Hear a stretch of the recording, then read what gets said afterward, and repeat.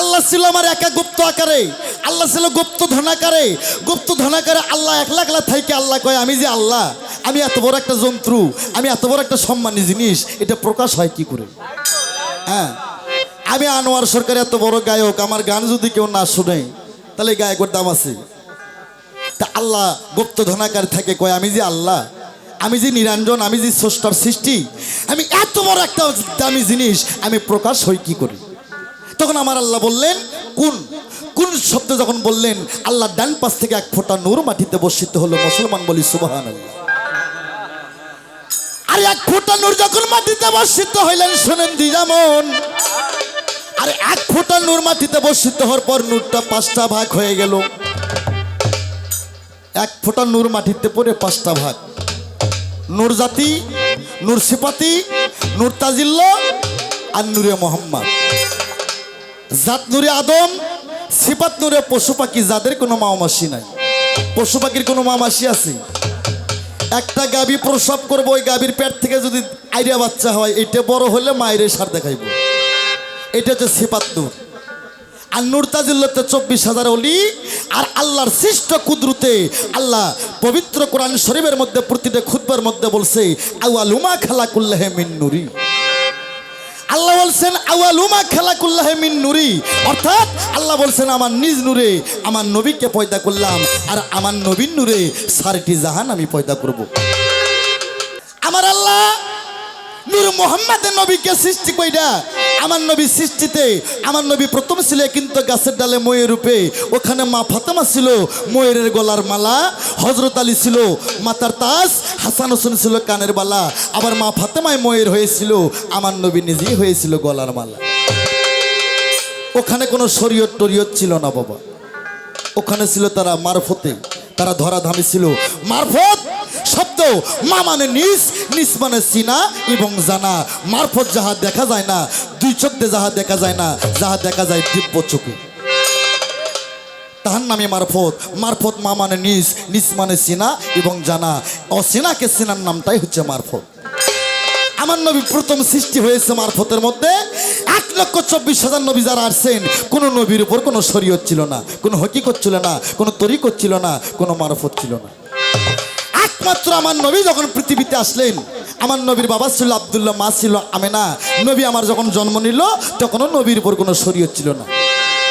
নবীর বয়স যখন 40 বছর হইল, 40 বছর বয়স হওয়ার সঙ্গে সঙ্গে আমার নবী শরীয়তের একটা লাইসেন্স পাইল। আল্লাহ বললেন বন্ধু, তুমি আমার শেষ নবী, তোমাকে সৃষ্টি না করলে আমি পৃথিবী সৃষ্টি করতাম না। তুমি আমার দোস্ত, তোমার উপর আমি শরীয়ত নাজিল করলাম, তোমাকে আমি নবুয়ত দিয়েছি, সেই নবুয়তটা তুমি আজকে প্রকাশ করো। নবীর যে নবুয়ত, সেটা নবী আমার 40 বছর বয়সে প্রকাশ করছে। 52 বছর বয়সে মেহরাজে গেছে, 53 বছর বয়সে আমার নবী হিজরত করছে। আমার নবী মৃত্যুর 4 দিন আগে ঈদে গাদিরে মাওলাইতের ভাষণ, আমার নবী আরাফাত ময়দানে 4টে উট একাত্র কইরা, উটের উপর চইরা সনক্য সাবির মধ্যে আমার নবী একটা ভাষণ দিল। ভাষণটার নাম বলা হয়েছে ইসলামের জাহান। আমার নবী বলল সনক্য সাবিকে, এ ওলামায়ে কিরামগণ আর সাবিগণ, তোমরা আমার আল্লাহ মানো? কয় মানি। আল্লাহর কোরআন মানো? মানি।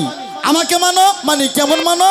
কয় হুজুর আমাদের জীবনের চাইতেও বেশি, মা বাবার চাইতে, ছেলে মেয়ের চাইতেও সমস্ত কিছু আপনার চরণ মোবারকে কুরবানি হয়ে যায়। আমার নবী তখন বললেন আনা আলিউন মিন্নি, আলী আমা হইতে, আমি আলী হইতে। আনা ফাতেমা তুম মিন্নি, মা ফাতেমা আমি হইতে, আমি মা ফাতেমা হইতে। আনা হাসান হোসাইন মিন্নি, হাসান হোসাইন আমা হইতে, আমি নবী হাসান হোসাইন হইতে। আমার পরে ইমামতি করবে, প্রথম খলিফার দায়িত্ব নেবে। আমার নবী বললেন মান কুমতুম ফাজাহান আলিউন মাওলা, আমি নবী যার মাওলা হব, আলী হবে তার মাওলা। ওই সময় উমর যে উমরের সৈন্য এখন সারা বাংলাদেশে, এই উমর বলছিল নবীর মাথা ঠিক নাই, নবী মরার আগে মরণের প্রলয় বক্তাছে। আপনি কি বলতেছেন? আপনি তো ঠিক নাই। আপনি চলে গেলে আমরা হাদিস কোরআন থেকে ফেরকা বাই করে আমরা বাই করব কাকে প্রথম খলিফা বানান যায়। কিন্তু আমার নবী বলছিল আমি মরার পর আমার দায়িত্বটা আমার মওলা আলী মওলা মুশকিল গোসা হযরত আলী এই দায়িত্বটা পাবে। কিন্তু সেই জায়গায় আমার নবীর কথা কিছু কিছু সাহাবী তারা রাখলেন না। তারা বলছিলেন নবীর মাথা ঠিক নাই, মরার আগে মরার প্রলয় বকতেছে। নবী মরে যাওয়ার পর ওই সব সাহাবীরা নবীকে গোসল করায় নাই, নবীর পাশেও আসে নাই। হযরত আলী একাই নবীকে গোসল করাইছে। আর সেই হযরত আলীকে মসজিদের মধ্যে ওই সাহাবীর দলেরাই আমার হযরত আলীকে মসজিদের মধ্যে এই এই 13ই রমজানের রাত্রিরে হযরত আলীকে মসজিদের মধ্যে খুন করছে। আমার নবী বলছিল, আমি বাস থাকতে তোমরা ইসলামের সাথে যে বেঈমানি করলা তোমরা মুনাফিক। আমি মরার পর এই ইসলামের মধ্যে 73টা দল হবে। এই ইসলামের মধ্যে আমি মরার পর 73টা দল হবে। তার মধ্যে এক কাতারের দল, এক দলের মুসলমান, তারা সর্বশ্রেষ্ঠ বেহেশতের মধ্যে যাবে।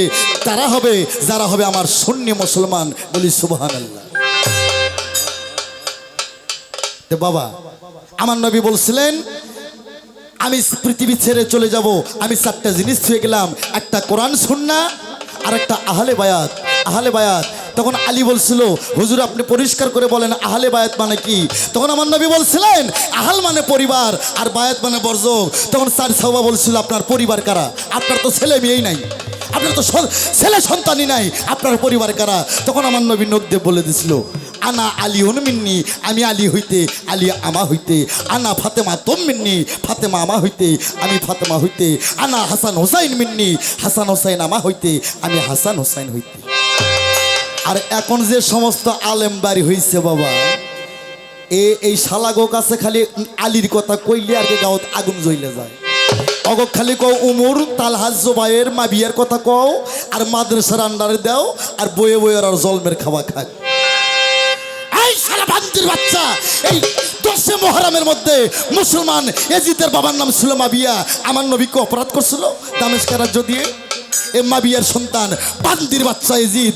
এজিদ ছিল মুসলমান, এজিদের মাথায় ছিল টুপি, এজিদের মাথায় ছিল জুব্বা, এজিদের গায়ে ছিল জুব্বা, এজিদের মুখে দাড়ি ছিল। এজিদ মুসলমান হয়ে আরেক মুসলমানকে কি করে খুন করতে পারে? কারবালার ময়দানে, সিফফিরের ময়দানে, জঙ্গি জালালের যুদ্ধে মুসলমান হয়ে মুসলমানকে কি করে মারে? বাংলাদেশের মানুষ, পৃথিবীতে 2টা মুসলমান, একটা হচ্ছে হুসাইনি মুসলমান আর একটা হচ্ছে এজিদে মুসলমান। যারা ঘন ঘন এই নিবাস পরে ঘুরে বেড়ায়, ভাইবা নেবেন দরুদের পক্ষে যারা নাই, হাসান হোসেনের পক্ষে নাই, ওই শালারাই এজিদের দলের সৈন্য আজও বাংলাদেশে আছে। আর তাকে কথা কইলে আনোয়ার সরকারের মাইকের সামনে অ্যাটাক করো। হ্যাঁ, আনোয়ার সরকারের বুকে পিস্তল ঠেকাও। হ্যাঁ, আমার ছেলেবেলেকে আমি কইছি বাবা, আমাকে যদি কেউ গুলি টুলি করে হক কথার জন্য, তোরা জান কোনোদিন মামলা মোকদ্দমা করিস না।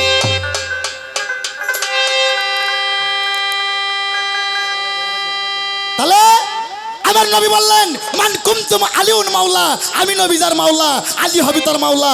আমি নবী যদি এলেমের শহর হই, শহরে আসার প্রথম দরজাটাই হবে হযরত আলী। মুসলমান বলি সুবহানাল্লাহ। বাবা, এই যে 73টা দল হবে, তার মধ্যে ইসলাম ধ্বংস করছে। বাবা রাগ করবেন না, আমি হক কথা বলবো। বর্তমান প্রমাণ, এই ইসলামকে একমাত্র ধ্বংসের পথে নিয়ে গেছে এক দল, সেটা হচ্ছে তাবলিগ জামাতের দল। দেখবেন কোন মসজিদে যদি উচ্চ স্বরে নবীর উপর দরুদ পড়া হয়, যে আমার নবী বলছে যেখানে আমার দরুদ সালাম পেশ হয়, যেখানে কোরআন তেলাওয়াত হয়, যেখানে ওয়াজ মাহফিল হয়, আমার নবীর 3টা অবস্থা আছে।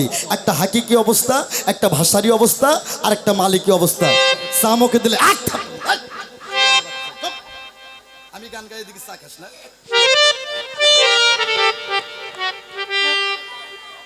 এই 3টা মজলিসে আমার নবীর 3টা অবস্থা আছে। একটা হাকিকি অবস্থা, একটা মালিকি অবস্থা, আর একটা ভাষারি অবস্থা।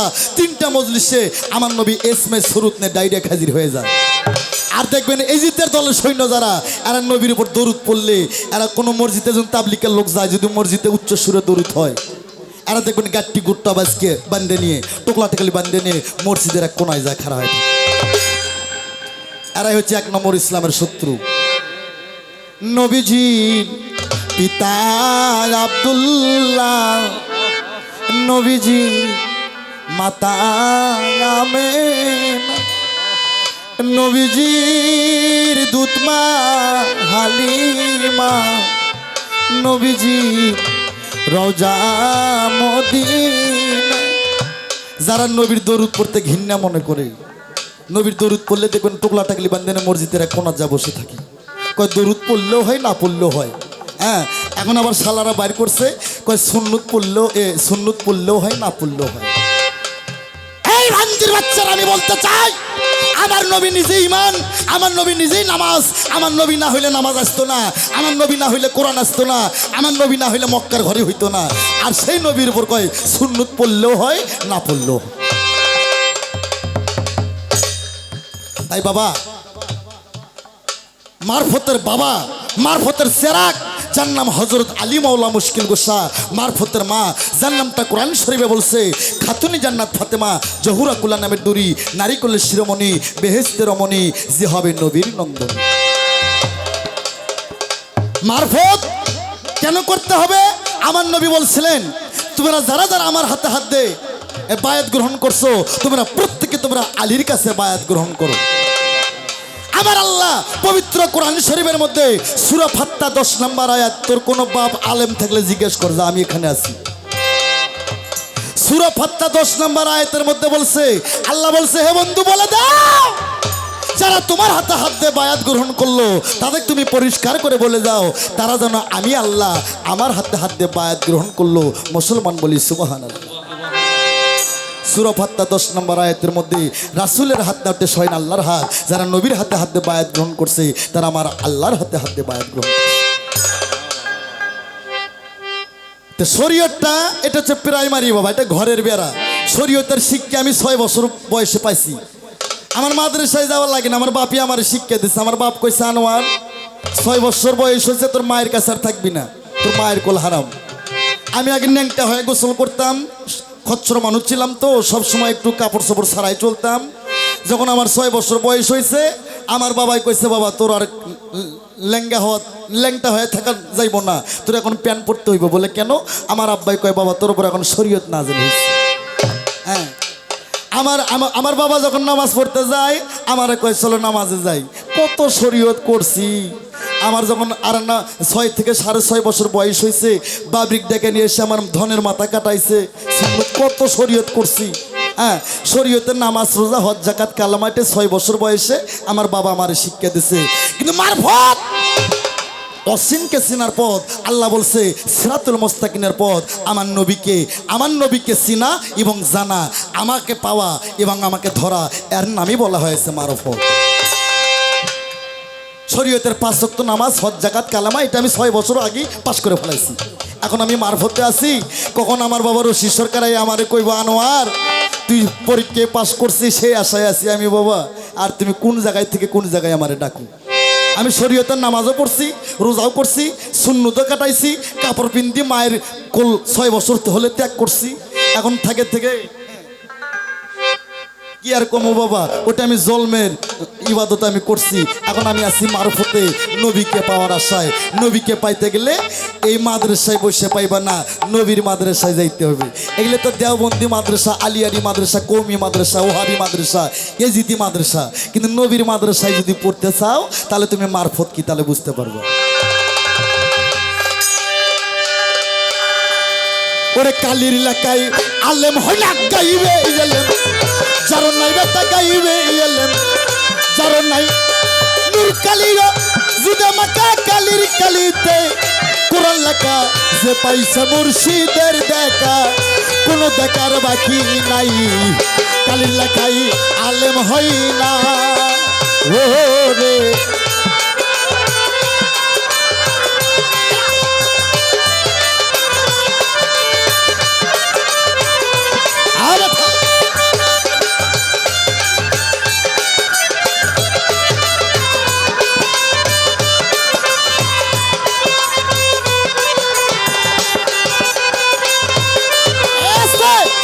শরীয়ত মারফত পাল্লা এই ইউটিউব চ্যানেলের মধ্যে আমার নাহলে 500 পাল্লা আছে। এবার নতুন করে আজকে শরীয়ত মারফত পাল্লা করব। হ্যাঁ হইছে মমিন ভাই, তাতে সমস্যা কি? এই মৌলবি তোমরা যে প্রথম এই যে শরীয়তের আজান, এই শরীয়তের যে আজান দাও, এই আজানের বয়স কত? এই আজানের ফেটকারি কোথায়? এই আজানটা নেক্সট কেটা? আর বাপের নাম কি, আর মায়ের নাম কি, আর বাপ মা কি করে খাইতো? এই আজানের বয়স কত? মুর্শিদের তো আচ্ছালিয়া নিগম ঘরে বসে গিয়া, মুর্শিদের তো ও জানিয়া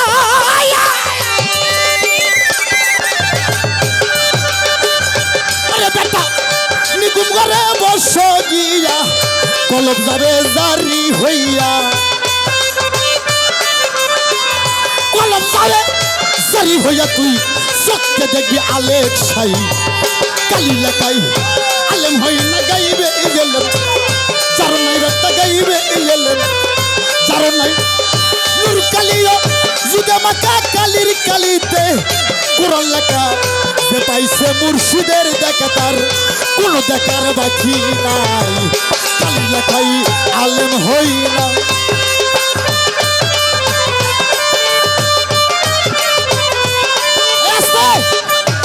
আরেকটা প্রশ্ন তোমার শরীয়তের মধ্যে পুরুষ মানুষ বউ ছাড়িয়ে দিয়ে আরেকটা বিয়ে করতে পারে পুরুষ মানুষের এক বউ থাকতে আরেকটা বিয়ে করতে পারে হ্যাঁ এই এই ইব্রাহিম নবী তার ছোট বিবিকে আরেক জায়গায় স্বামী থাকতে বিয়ে দিছিল আমার জিজ্ঞেস তোরা শরীয়তের মৌলবিরা তোরকে বউ আরেকজনক কেন কন্টাক্ট বিয়ে দিস না আর বিধান কি ইব্রাহিম নবী তার ছোট বিবিকে তাই নিজে এক বাচ্চাকে বিয়ে দিছিল কয়েক মাস পর কন্টাক্ট শেষ বউকে ঘুরে এনেছে তোমার শরীয়তের মধ্যে বউ থাকতে তুমি আরো 2-3টা বিয়ে করতে পারো তোমার বউকে তুমি স্বামী থাকতে আর 2 জায়গায় বিয়ে কেন দাও না যেটা ইব্রাহিম দিছে ইব্রাহিমের আইন কেন মানো না নামাজের মধ্যে গেলে দরুদ ইব্রাহিম না বললে শালাগো নামাজি হইব না আর সেই ইব্রাহিম যদি তার স্ত্রীকে বিয়ে দেয় তুমি মৌলবি কেন দাও না আর বিধানটা কি তুমি বলবা মুর্শিদা তো বাচ্চালিয়া বেগম ঘরে বসে গিয়া মুর্শিদার তো বাচ্চালিয়া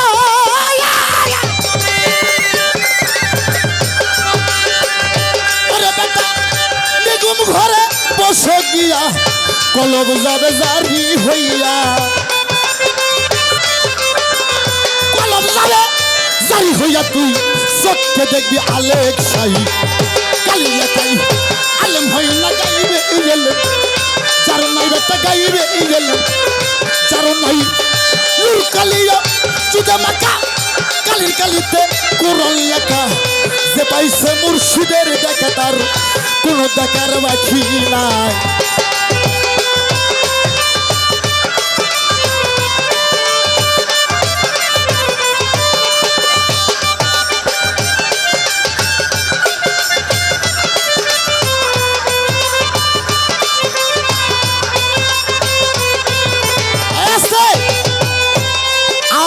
তোমাকে মধ্যে আরেক শালাবার হয়েছে নাম কি গো আসাদ নূর নাকি আসাদ নূর এই শালারে আমি পাইলে হয় শালারে আমি মারতাম না হলে আমি মরতাম হয় আমি ওরে মারতাম না হলে আমি মরতাম এই শালাই বলে কিছুদিন আগে টিভির মধ্যে কয় যে নবী ছিল মরুভূমির ডাকাত ওই শালা তোর বাপের ক্ষমতা থাকলে তোর বাংলাদেশের কোনো বাউল লাগবে না আনোয়ার সরকার একাই যথেষ্ট তুই আমার সামনে আয় হ্যাঁ শালাই বলে কয় নবী ছিল মরুভূমির ডাকাত এই শালা যে নবীকে সৃষ্টি না করলে আল্লাহ পৃথিবী সৃষ্টি করতো না সেই নবী না হইলে পৃথিবীর এক কোনা বালুর কোনো সৃষ্টি হইতো না আর ওই শালা কয় নবী ছিল ডাকাত এত অপমান কিয়ামতের নমুনা আইয়া গেছে আমার নবী না হইলে পৃথিবীর সৃষ্টি হইতো না তাই বাবা আমি সেই মারফত করি আমি নবীর দরুদের পক্ষে নবীর সালামের পক্ষে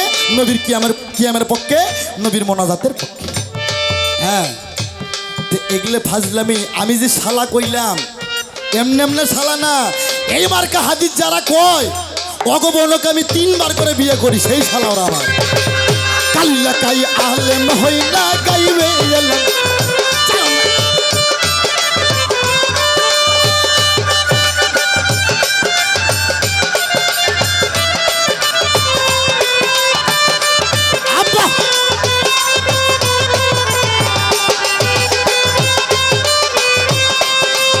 কথা বোঝেননি বাবা ছোট বাজাও ইব্রাহিম নবী তার ছোট বিবিকে কন্টাক্ট বিয়ে দিছিল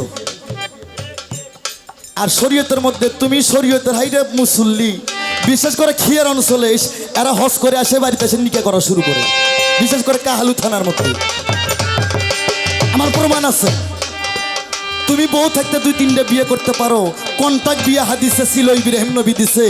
তুমি কেন তোমার বউকে তুমি থাকতে আরেক জায়গায় বিয়ে দাও না? আর দলিল কি তোমার শরীয়তে আছে কি নাই? থাকলে কবা, না থাকলে না কবা। যদি আমার প্রশ্ন জব হয় তাহলে ভাগ্য ভালো, আর যদি জব ঠিক মতো না হয়, ছাত্র হইছো কি হইছো, এক চড় দাঁতের বন্ধ হয়ে যাবে।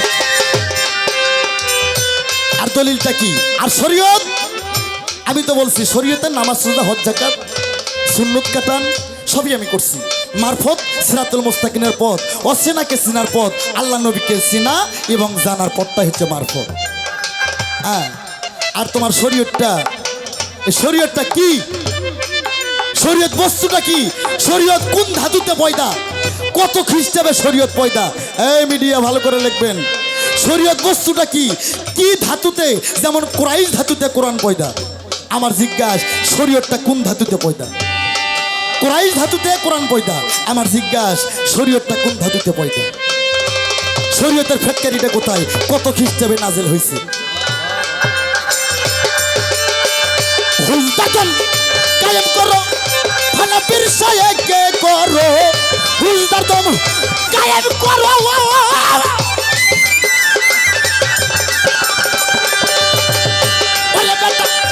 হানাফির শায়েখকে করো, হুজদাতন কায়েম করো।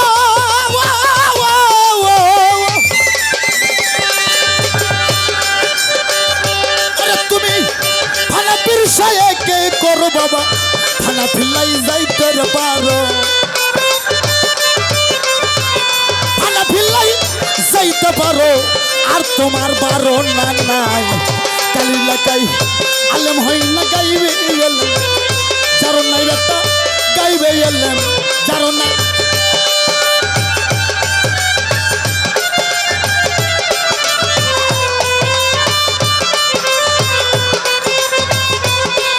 আসতে তাহলে আনিসকে প্রশ্ন করছে আমার ছাত্র, বাবাজি তোমার আজকে টিভি দেবো আজকে। আমি তোমার কইছি না, তুমি আনোয়ার সরকারের উপরটা দেখছো, ভিতরে তুমি হাত দাও নাই, ভিতরে খালি বিশ্বা ভরা, আমার ভিতরে খালি বিশ্বা ভরা। এই আরে যে 2টা মুরবি বয়তি, জয়নাল সরকার আর এই যে ইদ্রিস বাউল দেওয়ান, এই তোমরা কইবা তোমরা সকলে মগলে শরীয়ত। আমি একাই মারফত, আমার মারফতের মধ্যে গান যাই যাচ্ছে, ঢোল যাই যাচ্ছে, বাঁশি যাই যাচ্ছে, হারমোনি যাই যাচ্ছে। আমি হাদিস দিয়ে দেখাই দেবো যাই যাচ্ছে। তোমার শরীয়তে গান যাই যাচ্ছে কিনা, ঢোল বাজানো যাই যাচ্ছে কিনা? যদি ঢোল বাজানো যাই না থাকে, এই শালা তোর গানে জানি ঢোল না বাজায়। যদি শরীয়তে যাই না থাকে, ঢোল বাজাইবা না, খালি মুখে গাইবো। তোর শরীয়তে যদি হারমোনি বাজানো জায়েজ থাকে, বাজাইবো, না হলে খালি মুখে গাইবা। আর শরীয়তে যদি গান গাওয়া জায়েজ থাকে, গাইবা, না হলে পাও ধরে বইয়ে পড়বা। গান আজকে একলাই গামো, কালি লাগাই আলেম হয় না গাইবে এলেম, যারো নাই বেটা গাইবে এলেম, যারো নাই নূর কালির জুদা মাকা কালির কালিতে কোরআন লেখা, যে পাইছে রশিদের দেখা তার কোনো দেখার বাকি না।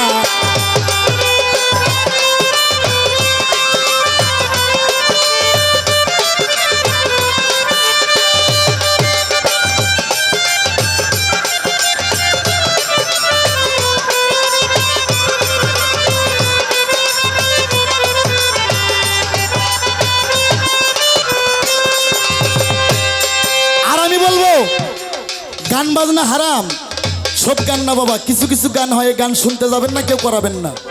যে গানে হাদিস কোরআনের কথা হবে, যে গান শুনলে মা বাবার কথা মনে হবে, আল্লাহ নবীর কথা মনে হবে, ওই গান জায়েজ।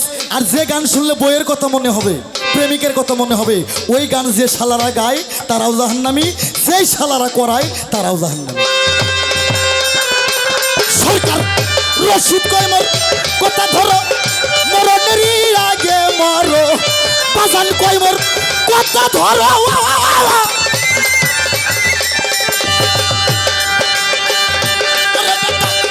মরণেরই আগে মরো, রশিদ কয় মোর কথা ধরো।